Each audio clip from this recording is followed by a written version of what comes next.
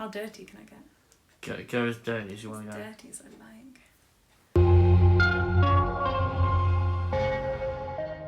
I'm Imaginatrix. I am a pro-dom erotic hypnotist. An erotic hypnotist is someone who uses hypnosis to enhance, change erotic play in some way. So it could be a sensual kind of play, sensation-based play, or it could be something more Bdsm based. It could be someone with a mind control kink, or it could be used to enhance other sexual and kinky activities. So I started off in the scene. My first love was shibari, rope, bondage, power exchange, and then I got to discover hypnosis more as a way of expressing my power kink. But now I'm just massively into hypnosis in and of itself.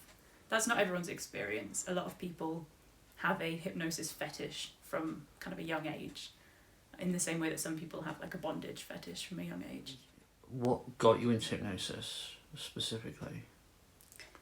I had a play partner who was a hypnotist, and we were doing other BDSM activities, impact play, power exchange, orgasm control type stuff. And I knew he was a hypnotist, and I was interested in seeing where that could take me. And then pretty much from the first time he hypnotized me, I was a natural subject. It was very easy to hypnotize. And from the very first time he hypnotized me, I was like, this is amazing. This is telling me so much about my own mind. It's changing the experience to make it so much more immersive for me. It's something that you can do from anywhere with just your voice, no tools needed. And that was it was instant, like, kink unlocked. I need to do more of this. So that's how I first got into it as a subject. And then after a few months, I was kind of reading about it, practicing with him, and then soon enough I was feeling confident to hypnotize people as well.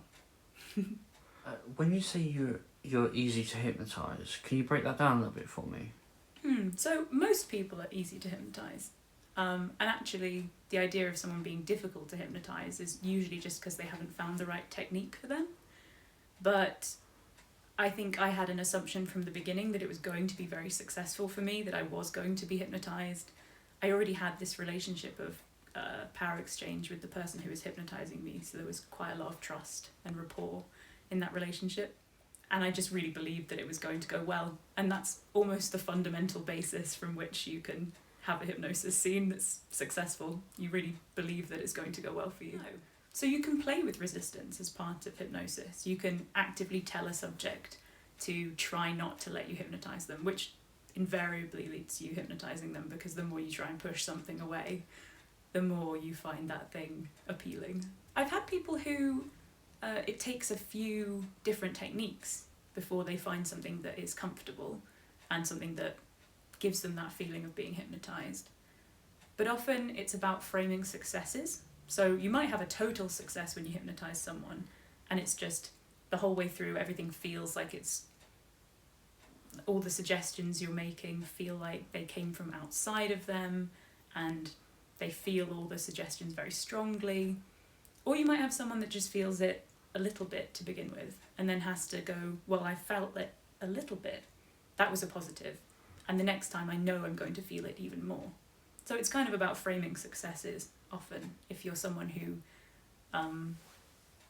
perhaps is a bit more analytical in your approach to things, or maybe has some reservations, or often people who are quite anxious or check in with how they expect that they would feel, because obviously expectations can get in the way as far as what is actually happening right now. So if you're someone who had a lot of expectations and you're constantly worrying whether you're hypnotized, am I hypnotized yet? Am I hypnotized yet? Am I hypnotized yet?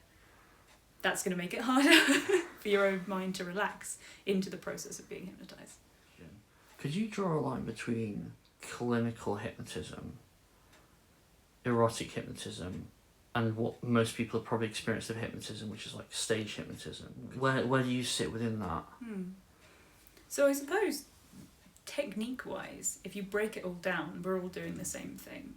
It's really about what kind of attitude and flair you're bringing to it. I'm not doing anything different technique-wise with someone's mind than a therapist would be. A therapist might draw more boundaries around what they're doing. They might specifically not be tactile, and obviously they're mostly doing it toward a particular goal, which is therapeutic, which is not my goal. I mean, I do a lot of stage hypnotism style things.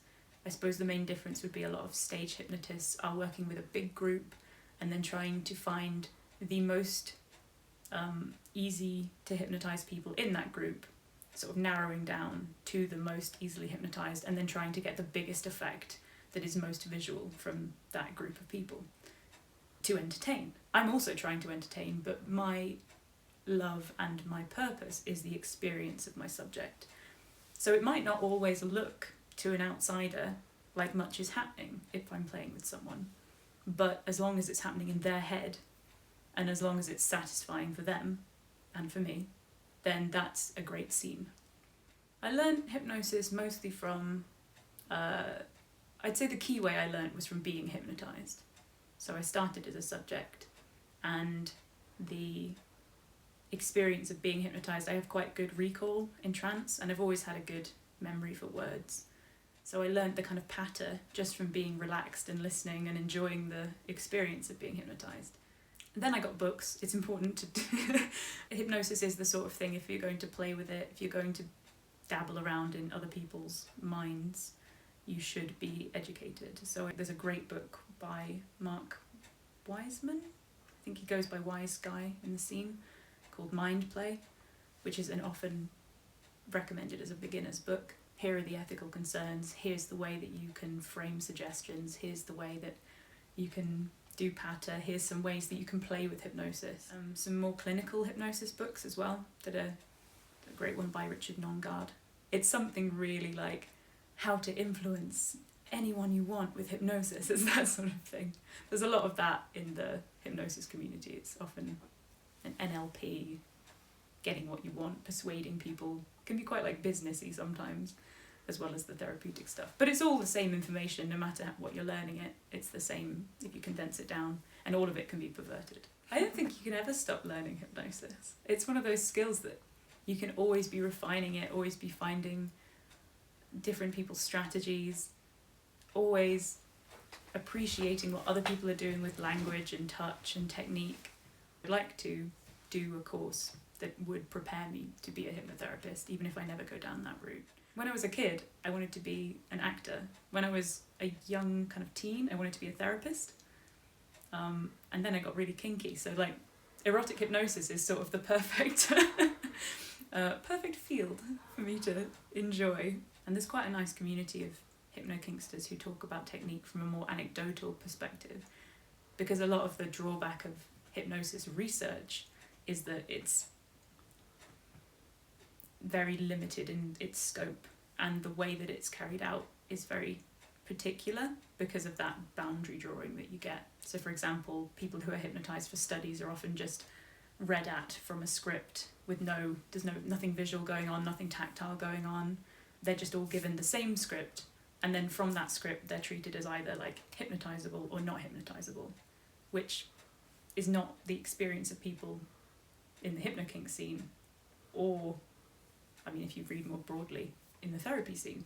People are very different in the way that they can go into trance, but we're all going into trance all the time, every day, and it's just a case of finding the way that works best for that mind in front of you. Can you define trance for me? Can I define trance? That's a really interesting question. Hypnosis hasn't really been understood as one thing or defined. I can give you a definition that I work with, which a trance state is essentially a state of focused attention, but also relaxed.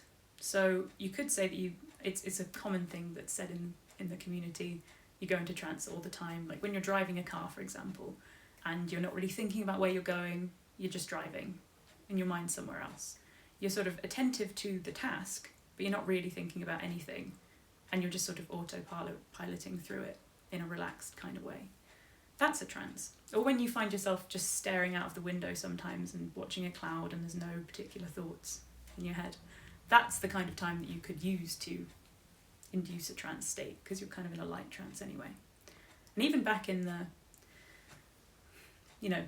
18th century, when people were first looking at hypnosis, trying to understand what it was, noticing that when people stare at a candle, they go kind of zoned out, was part of what led to people wanting to experiment with those states. But what hypnosis is, there are different definitions. There's the definition that it's a unique brain state, something to do with theta waves in your mind, and that it's an altered state of consciousness, just like sleeping would be, but very different to sleep. It's not the same as sleep, that's been established. And then there's another way of looking at hypnosis, that it's more about an expectation on your behaviour, which changes your perception. So you're kind of going along with something, which makes it sound like it's fake. But it's not that you're faking it, it's just that the way that you expect something to happen massively influences the way that you experience that thing. So for example, there's a study where if you're given 2 glasses of wine, one was an expensive wine and one was a cheap wine, they experienced the expensive wine as better, tasted better, enjoyed it more. That wasn't because that wine was better, it was the same wine, but because they expected it to be better, they experienced it as different. Likewise with human memory, there are so many studies that if you, drop a few comments in that lead someone toward a certain expectation, like, what colour was the car, even if there wasn't a car in the memory, they'll come up with a colour because that's how humans think. We think based on expectations, and we only perceive a tiny bit of all the information that we're getting at any time. So you can mess with that. You can use that and you can play with that. And it's amazing the things you can start to do once you understand how easily influenced people are and how creative your own mind can be. It's great. Could you give me an example of a scene you've done as a top that you really enjoyed?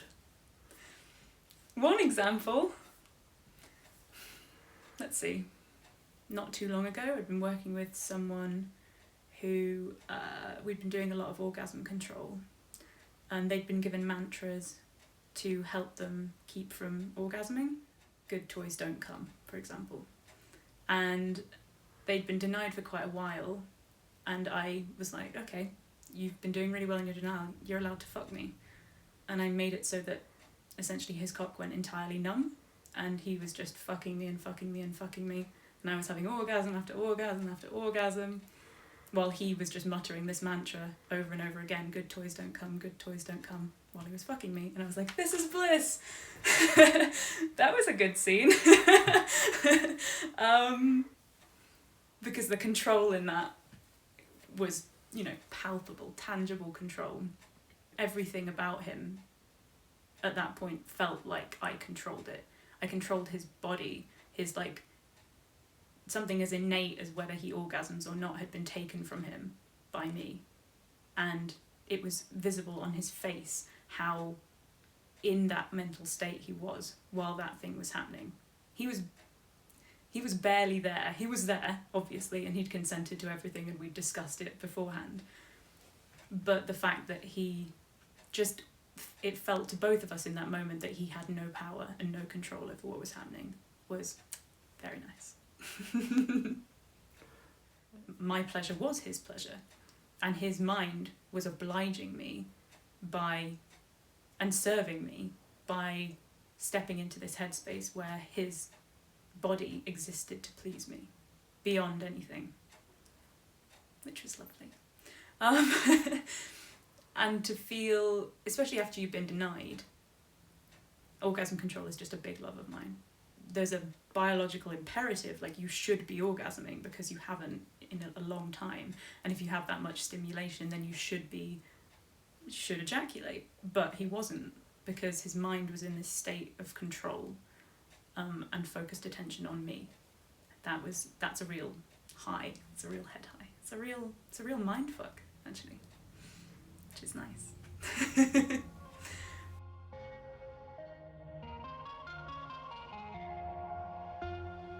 A little bit mucky. A little bit mucky. It's because they're so close to my dirty face.